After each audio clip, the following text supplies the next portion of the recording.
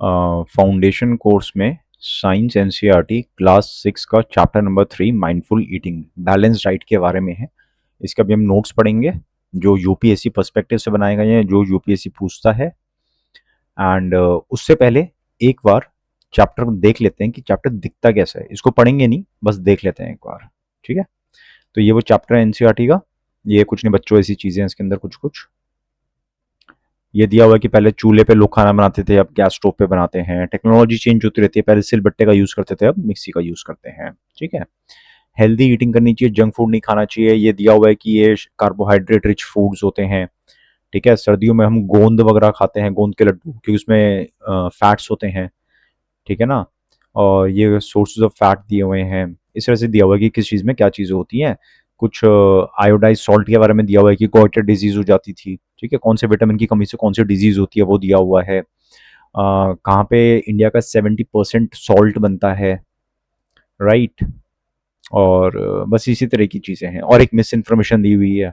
ठीक है, टेस्ट दिए हुए हैं लैब में कि स्टार्च का कौन सा टेस्ट होता है, प्रोटीन्स का कौन सा टेस्ट होता है। बहुत सिंपल सा, डिटेल में नहीं जाना। ये दिया हुआ है कि एफएसएसएआई के रेगुलेशंस के हिसाब से कोई भी पैकेज्ड आइटम होता है तो उसके ऊपर लिखा होना चाहिए कि इसमें कितना न्यूट्रिशनल कंटेंट है, राइट।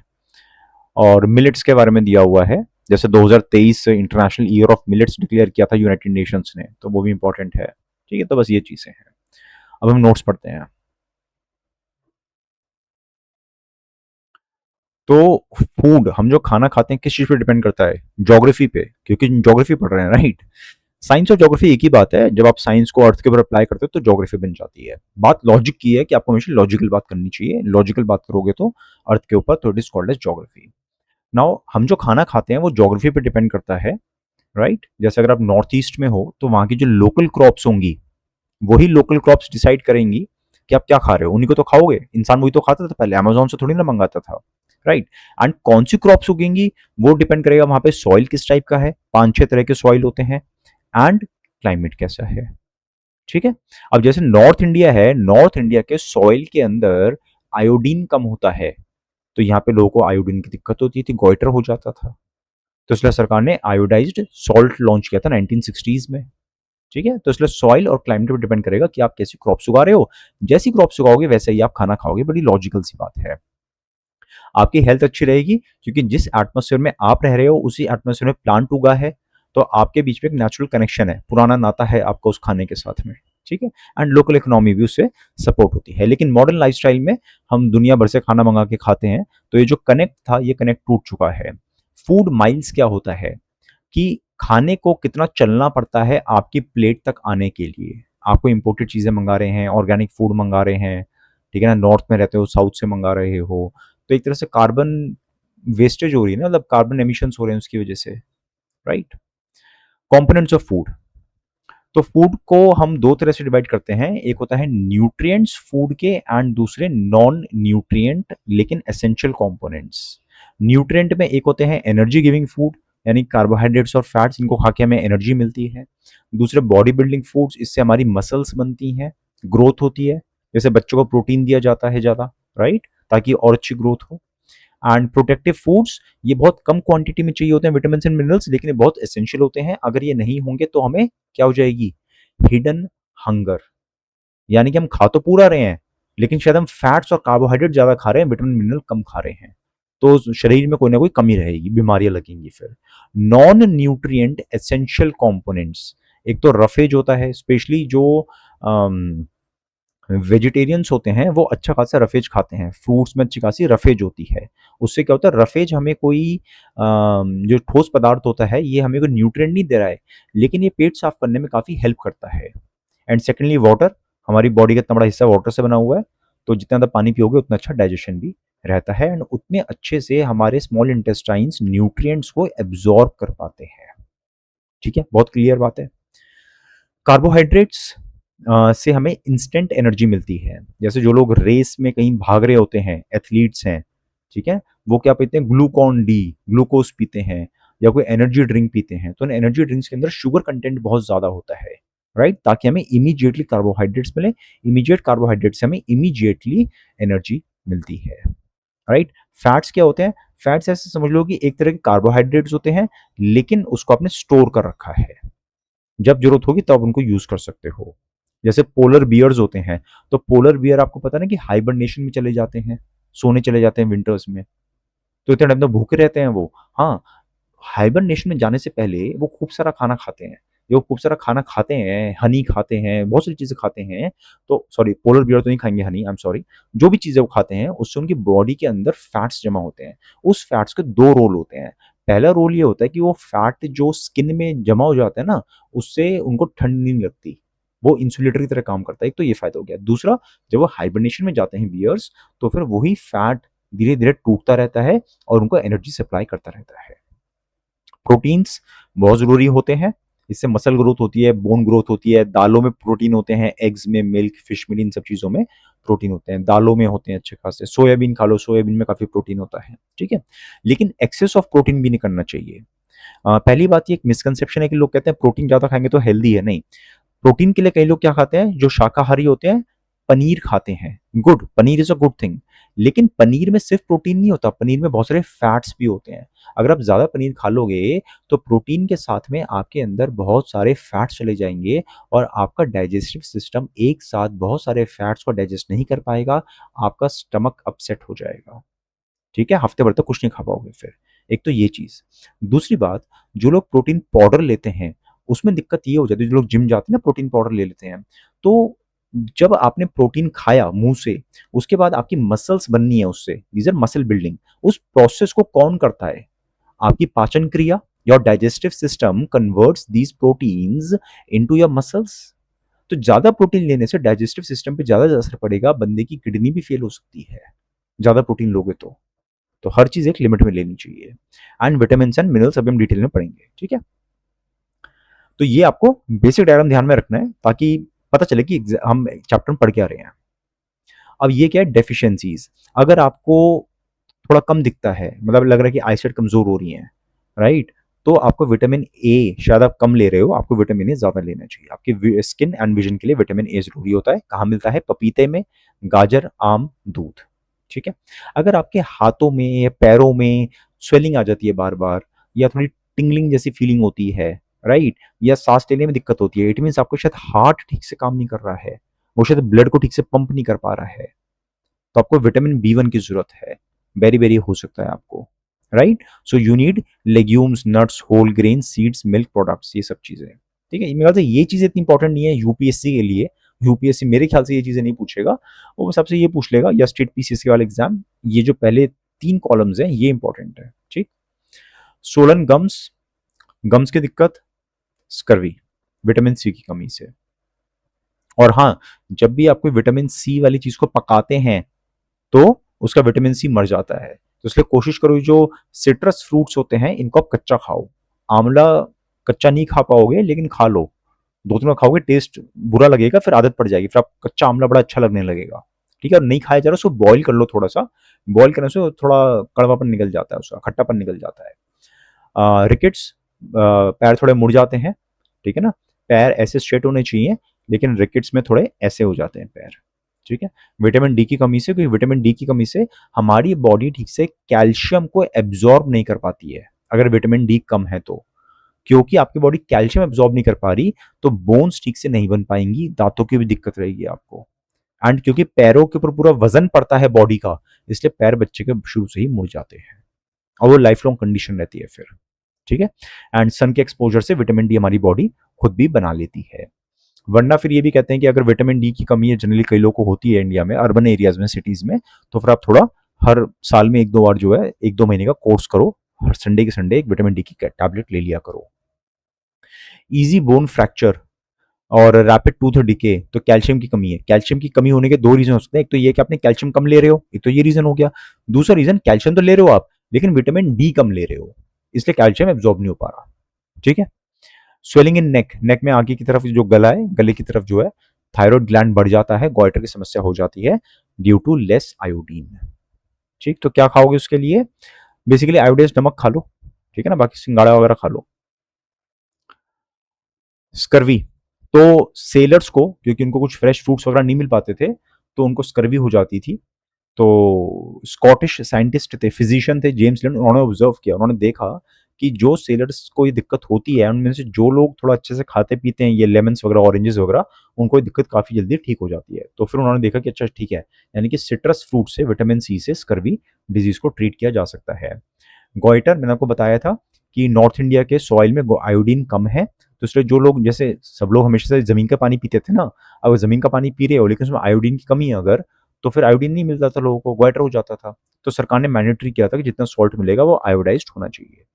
पैकेज्ड फूड, जितना पैकेज्ड फूड होगा उसमें न्यूट्रिशंस लिखे होने चाहिए कितने क्या-क्या हैं, एंड अगर स्टेपल फूड्स में आपने कोई अलग से न्यूट्रिएंट ऐड करे हैं, तो आप प्लस एफ लोगो उस पे लगा सकते हो, ठीक है ना? अब आप कहोगे कि सर मैं जो भी चॉकलेट वगैरह खाता हूँ, सर चॉकलेट के अंदर भी एडेड मिनरल्स, एडेड विटामिन्स होते हैं, तो सर उस पे तो प्लस एफ साइन नहीं होता चॉकलेट पे, जबकि उसमें तो मैं विटामिन वाली चॉकलेट खाता हूँ, क्यों नहीं होता? भाई वो इसलिए नहीं होता, वो स्टेपल फूड नहीं है। जो बनावटी फूड है, मैन्युफैक्चर्ड फूड है, उसमें तो अपने हिसाब से कंपनी जो मर्जी डाले। बात यहाँ पे हो रही है कि आप बाजार में जाओगे, आपको दो तरह का मिल्क मिलेगा। Milk is a natural thing, है ना? एक नॉर्मल मिल्क, एक फोर्टिफाइड मिल्क जिसमें विटामिन ए अलग से डला हुआ है। ऐसे ही व्हीट, नॉर्मल व्हीट फ्लोर ले लो या फोर्टिफाइड ले सकते हो, ठीक है? तो जो स्टेपल है जिसको हम जनरली नेचुरल समझते हैं, उसमें अगर कोई एक्स्ट्रा न्यूट्रिएंट्स डाले गए हैं तो उसको बोलते हैं फोर्टिफाइड फूड, उसके ऊपर प्लस एफ लोगो लगता है। कार्बोहाइड्रेट्स बता दिया मैंने आपको, ये पहले ही बता दिया था, ठीक है ना? और मिलेट्स, मिलेट्स आपको पता है, मोटा अनाज, है ना? इंडिया में ये तो काफी भुखमरी थी जब देश आजाद हुआ, तो खाना नहीं था। आज तुम बड़ी बड़ी बातें कर लेते हैं, ये क्यों नहीं किया, वो क्यों नहीं किया, अरे भैया उसमें लोगों को खाने को नहीं था, तुम क्या बातें कर रहे हो? ठीक है ना? तो खाने को नहीं था, इसलिए हमने पीएल 480 प्रोग्राम के थ्रू हम अनाज इंपोर्ट करते थे, एंड उसके बाद हमने फिर मेक्सिको से कुछ वैरायटीज मंगाई थी गेहूं की, उस पर और रिसर्च करी, उसको इंडिया के हिसाब से मॉडिफाई किया, एंड फिर सब लोग गेहूं की रोटी खाने लगे।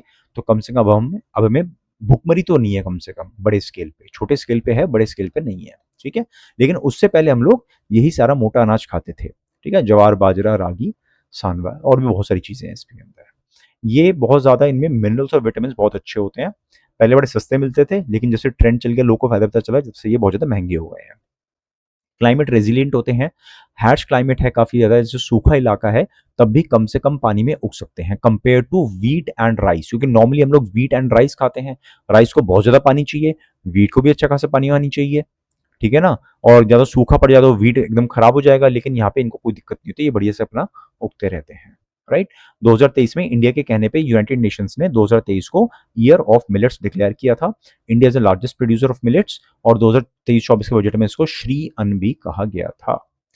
Tribes and culture, wild edible plants काफ़ी इंपॉर्टेंट होते हैं इंडिजिनस कम्युनिटीज़ के लिए, क्योंकि शुरू से लोग अपने आसपास के जो भी पौधे हैं उसमें से देखते थे कि कौन सा खाने लायक है, कौन सा खाने लायक नहीं है, राइट? तो अगर आप ठीक से ट्राइब्स से बात करो, देखो वो लोग क्या खाते पीते हैं, क्या मेडिसिन यूज करते हैं, तो आपको काफी सारी बीमारियों का इलाज मिल सकता है। आपके चैप्टर में सारी चीजें दी हुई हैं एनसीईआरटी में।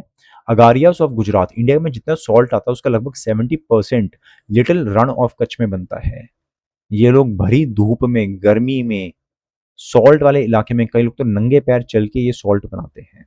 इवेपरेशन, जो नेचुरल इवेपरेशन का प्रोसेस होता है, उसको थोड़ा हेल्प करते हैं उस नेचुरल प्रोसेस में, और ये सॉल्ट बनाते हैं बहुत सारा, एंड पैर बिल्कुल फट जाते हैं। अपातनी ट्राइब्स, ये अरुणाचल प्रदेश के जीरो वैली में रहते हैं।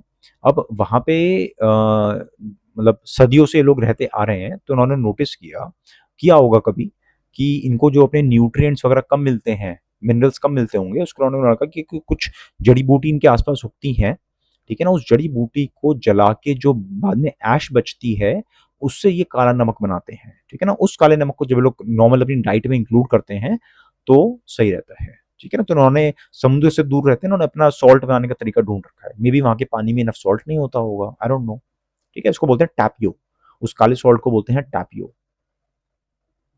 रन भजीज, रन भजीज क्या होता है? महाराष्ट्र में मानसून के टाइम पे ऐसे बहुत सारी ना वाइल्ड में कुछ सब्जियां टाइप में उग जाती हैं जो खाने लायक होती हैं, कुछ जंगली बेकार होती हैं लेकिन कुछ जंगली खाने लायक होती हैं। ये वो सब्जियां हैं खाने लायक जो जंगली होती है, अपने आप उग जाती हैं कहीं पे भी, एंड बहुत ज्यादा हेल्दी होती हैं। डॉक्टर कोलूथर गोपालन, राइट। इनको बोलते हैं father of nutrition research in India. तो इन्होंने बहुत ज़्यादा रिसर्च करी थी कि अलग अलग खानों में क्या क्या वेराइटी, मतलब क्या क्या उनके अंदर न्यूट्रिशन होता है। अभी तो हमें कॉमन नॉलेज लगती है कि अच्छा राइस में कार्बोहाइड्रेट्स होते हैं, ठीक है, फलाना खाने में विटामिन ए होता है, गाजर में ये है, मूली में वो है, भिंडी में ये है, हमें बड़ा नॉर्मल सी बात लगती है। लेकिन कभी तो किसी ने मेहनत करके रिसर्च करी होगी ना। तो इन्होंने वो सारी रिसर्च करी थी इंडिया में कि इंडिया में 500 से ज़्यादा फूड वैराइटीज़ को उन्होंने स्टडी किया था कि किसमें क्या-क्या न्यूट्रिशंस होते हैं, कहाँ पे लोगों में क्या किस चीज़ की कमी पाई जाती है, इन्होंने बहुत ज़्यादा रिसर्च करी थी। और जो हमने मिड डे मील वगैरह शुरू किया, उसमें भी इनका काफ़ी बड़ा योगदान था। अब आपकी एनसीईआरटी में ना, पता ही है आपको आजकल क्या चल रहा है, ठीक है ना, बताने की ज़रूरत नहीं है मुझे। तो एक मिस इन्फॉर्मेशन दी हुई है, साफ-साफ दिया हुआ है कि इनके एफर्ट्स की वजह से फाइनली हमने 2002 में mid day meal scheme launch करी थी। मतलब इनका कंट्रीब्यूशन था, पक्की बात है, लेकिन इनकी रिसर्च के बेसिस पे हमने 2002 में लॉन्च करी थी, ये बात गलत है। 2002 में लॉन्च नहीं करा था हमने mid day meal scheme. Mid day meal as an experiment 1925 में मद्रास म्युनिसिपैलिटी ने शुरू किया था, बढ़िया चीज थी।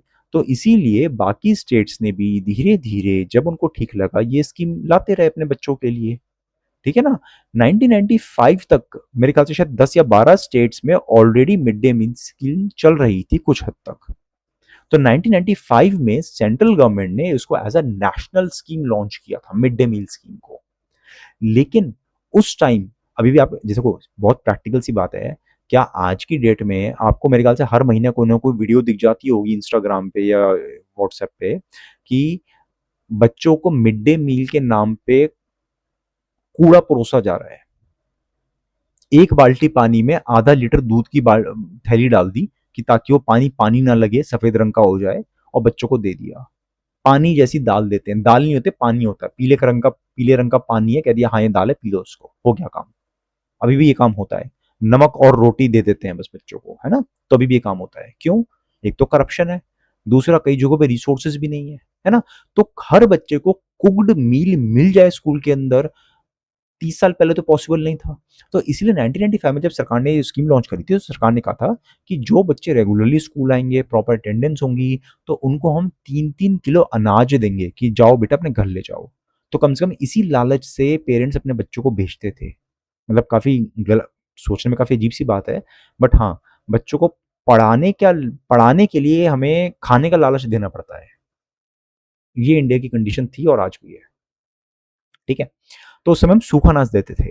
अब स्टेप बाय स्टेप प्रोग्रेस होती है। पहले एक म्युनिसिपैलिटी में शुरू हुआ, फिर धीरे-धीरे अलग स्टेट्स ने इसको अडॉप्ट किया, फिर सेंट्रल गवर्नमेंट ने अडॉप्ट किया, फिर एनजीओज़ ने देखा, सिविल सोसाइटी ग्रुप्स ने देखा कि नेशनल लेवल पे एक स्कीम चल रही है, बहुत बढ़िया बात है। लेकिन यहाँ पे ड्राई रेशंस दिए जा रहे हैं। तो क्यों ना हम ये बोलें कि बच्चों को फ्रेश पका हुआ खाना मिले, क्योंकि जो ड्राई रेशन में ना सबसे बड़ी दिक्कत क्या होती है? पिल्फरेज की, लीकेजेस की, कि पूरा का पूरा ट्रक ही गायब हो जाता है। वो कह रहे हैं जी बच्चों के लिए सरकार ने ट्रक भेजा अनाज, और बच्चों तक पहुंचा ही नहीं, पहले पूरा का पूरा ट्रक गायब हो गया। तो कुछ NGO, PUCL specifically, supreme court में गई थी एंड 2001 में सुप्रीम कोर्ट ने कहा था कि सही बात है, हर बच्चे को फ्रेश कुक्ड मील मिलना चाहिए, वहीं पे फ्रेश खाना बने स्कूल में, और वहीं पे बच्चों को परोस के दो। तो यहाँ पे फिर पिल्फरेजेस के चांसेस कम हो जाएंगे। फूड प्रूफ कोई चीज नहीं होती, लेकिन चांसेस कम हो जाएंगे पिल्फरेजेस के, ठीक है। तो ये सुप्रीम कोर्ट ने बोला, तो क्या हुआ, अगले दिन से जादू की छड़ी चली और पूरे इंडिया में किचन्स बन गई। ऐसा तो नहीं होता ना यार। कोर्ट कोई चीज कहता है, आज मैं कह दूं देश से गरीबी गायब हो जाए, तो आप लिख देना हिस्ट्री किताबों में कि अक्षय बंसल ने 2026 में देश से गरीबी गायब कर दी थी। बोलने से क्या होता, काम करना पड़ता ना ग्राउंड पे। तो सरकार ने 2004 में कहा कि ठीक है, हम सुप्रीम कोर्ट की बात को मानेंगे, और हम सरकार ने इस पूरी 1995 वाली स्कीम को पूरी तरह से चेंज कर दिया, और ड्राई रेशन की जगह सरकार ने सारे स्टेट्स को पैसे वैसे दिए कि आप लोग फ्रेश कुक्ड मील बच्चों को मिल पाए उसकी व्यवस्था कीजिए। हर जगह नहीं हो पाई है आज तक भी, लेकिन प्रोसेस चल रहा है, ठीक है। और सबसे अहम काम हुआ था 2021 में, नाम चेंज का। इससे बढ़िया काम कुछ हो नहीं सकता। हिडन हंगर क्या चीज होती है? जब खा तो खूब रहे हो, लेकिन न्यूट्रिएंट्स की कमी है। मैल न्यूट्रिशन का मतलब ये नहीं होता कि आपको कम न्यूट्रिएंट मिल रहे हैं। मैल न्यूट्रिशन मतलब गलत न्यूट्रिशन, गलत। जैसे कहते हैं ना कि कंप्यूटर के अंदर मैलवेयर आ गया, मतलब वेयर मतलब कोई एक काम की चीज है ना, कोई एक चीज है जो गलत आ गई, मैल मतलब गलत। तो मैल न्यूट्रिशन मतलब गलत न्यूट्रिशन मिल रहा है, या तो बहुत कम मिल रहा है, या बहुत ज्यादा मिल रहा है, या कोई न्यूट्रिएंट कम है, कोई न्यूट्रिएंट ज्यादा है, राइट। तो इसलिए India is suffering from double burden of malnutrition. कुछ लोगों को बहुत कम न्यूट्रिशन मिल रहे हैं जिसकी वजह से उनकी ग्रोथ नहीं हो पा रही, एंड कुछ को बहुत ज्यादा ही न्यूट्रिशन मिल रहा है जिससे उनकी कुछ ज्यादा ग्रोथ हो रही है। बच्चे बहुत ज्यादा मोटे हो रहे हैं, मोटापे की वजह से उनके अंदर और बीमारियां आ रही हैं। 30-30 साल की उम्र में लोगों को बीमारियां लग रही हैं जो लोगों को पहले 50 साल की उम्र में लगती थी। ओके, एंड चैप्टर के मतलब छोटी सी चीज़ है ये, इसको ज़्यादा रटने की जरूरत नहीं है, बहुत टेक्निकल लग रहा है आपको। इतना पढ़ लो कि अगर आपने स्टार्च का टेस्ट करना है तो उसमें क्या करना है, थोड़ी सी आयोडीन की ड्रॉप्स डालनी है। उससे क्या होगा, ब्लू ब्लैक कलर आ जाएगा। ब्लू ब्लैक कलर आ गया मतलब हाँ स्टार्च है, ठीक है। फैट टेस्ट में क्या है, फैट्स, जैसे आपने देखा ना पेपर पे अगर पानी लगता है तो ट्रांसपेरेंट नहीं होता, लेकिन अगर फैट्स लग जाए, चिकनाहट लग जाए तो एकदम ट्रांसपेरेंट हो जाता है। जब पूरी तलते होंगे, अगर कभी किचन में जाते हो पूरी वूरी तलते हो, तो पूरी को अगर आप टिश्यू पेपर पे या किसी A4 पेपर पे रखते होंगे बाय चांस, तो ट्रांसपेरेंट से हो जाता है ना, तो वही फैट्स वाली चीज़ है। सिंपल सा है इसका टेस्ट। प्रोटीन टेस्ट में क्या होता है, कॉपर सल्फेट और कॉस्टिक सोडा को ऐड किया जाता है मैश्ड पल्सेस के अंदर, जो भी आपका टारगेट फूड है। तो उसमें जो है वायलेंट वायलेट कलर आएगा, अगर वायलेट कलर आ गया मतलब उसके अंदर प्रोटीन्स हैं, ठीक है। तो याद क्या करना है आपने, स्टार्च टेस्ट आयोडीन यूज करता है, फैट टेस्ट बस उसको पेपर पे रब करना होता है, प्रोटीन टेस्ट क्या यूज करता है, copper sulphate and caustic soda, ठीक है। अब एक और बात, शुगर है, शुगर के अंदर कार्बोहाइड्रेट्स होते हैं खूब सारे, है ना, पूरी तरह कार्बोहाइड्रेट कार्बोहाइड्रेट ही है ये एक तरीके से, राइट। लेकिन ये आयोडीन के साथ ब्लू ब्लैक कलर नहीं देगा, क्यों, क्योंकि ये जो हमने टेस्ट किया था स्टार्च का टेस्ट था, स्टार्च का टेस्ट कार्बोहाइड्रेट का नहीं था। स्टार्च जो है वो एक तरह का कार्बोहाइड्रेट होता है, अगर ये सारे कार्बोहाइड्रेट हैं तो उनमें से ये कैटेगरी है जिसको स्टार्च कहते हैं। तो ये जो टेस्ट था ये स्टार्च का टेस्ट था। अब शुगर यहाँ पे है, तो शुगर एक कार्बोहाइड्रेट है लेकिन वो स्टार्च नहीं है, इसलिए जो शुगर है ना वो ये स्टार्च वाला टेस्ट में फेल हो जाएगी। तो शुगर पे कार्बोहाइड्रेट्स है, शुगर में स्टार्च नहीं है, इसलिए आयोडीन वाला जो टेस्ट था वो स्टार्च के लिए होता है, ना कि सारे कार्बोहाइड्रेट्स के लिए। दैट्स इट, इतना ही इस चैप्टर में है।